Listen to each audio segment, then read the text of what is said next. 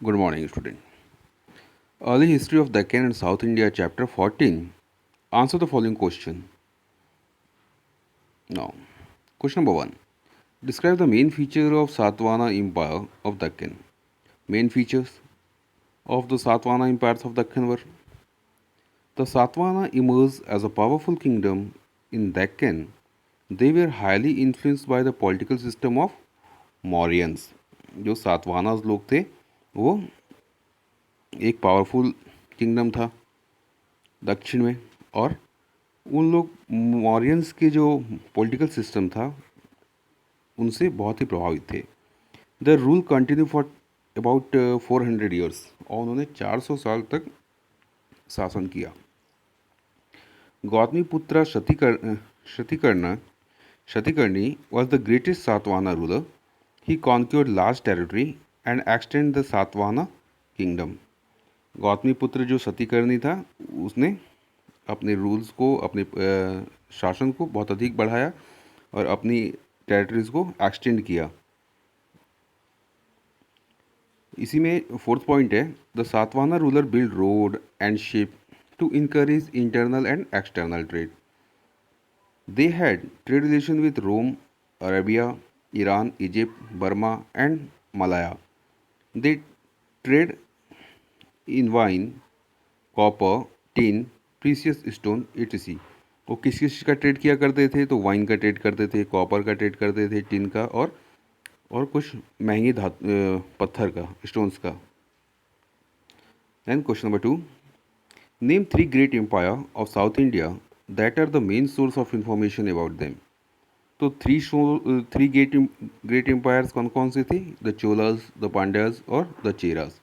और इसी में एक और क्वेश्चन है, what are the main source of information about them. तो the main source of information about them are Sangam literature is the main source of information about this period. Sangam literature से हमें उस पीरियड के बहुत सारे मेन इंफॉर्मेशन मिल जाते हैं। Through we also find its reference in Ashoka's inscription, Mahabharata, Jataka stories and travel account for foreign travellers. और इन सब जगहों से, Mahabharat, Jataka stories, travel account of foreign travellers, इनसे भी हमें उस समय की जानकारी प्राप्त होती है। Then question number 3, highlight the main feature of the pottery of the megalithic period. Megalithic period के समय जो पॉटरीज थी, पॉट्स जो हुआ करते थे, उनका क्या क्या विशेषताएँ थी? तो the main feature of the pottery of megalithic period were the pots were well baked. जो पोट्स हुआ करते थे अच्छे से पकाए हुए होते थे। They were clearly made of the potter wheel, और व्हील के ऊपर, चाक के ऊपर बनाए हुए होते थे। The remains of the potteries that have been found are mainly in black and red colour. जो भी पॉटरीज के साक्ष्य मिले हैं वो ब्लैक और रेड कलर की हुआ करती थी।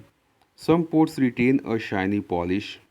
The pottery piece also have fine inscription which way may be the trademark of the potters।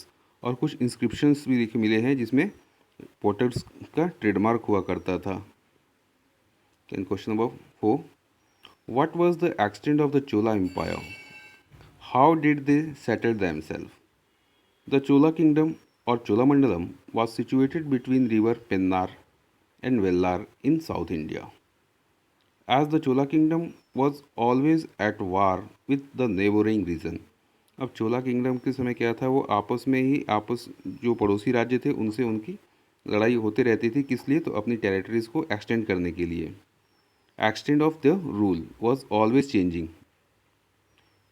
Because of defeats and victories they emerge as a great power and even rule over Sri Lanka also. और चोलाज ने श्रीलंका तक राज्य किया।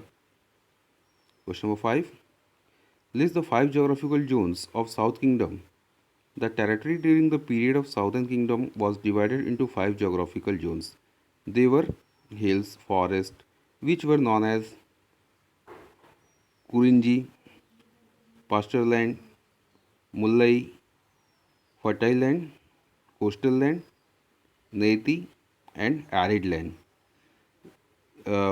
These are the 5 geographical conditions of Southern Kingdoms। Now, thanks for watching and never forget this.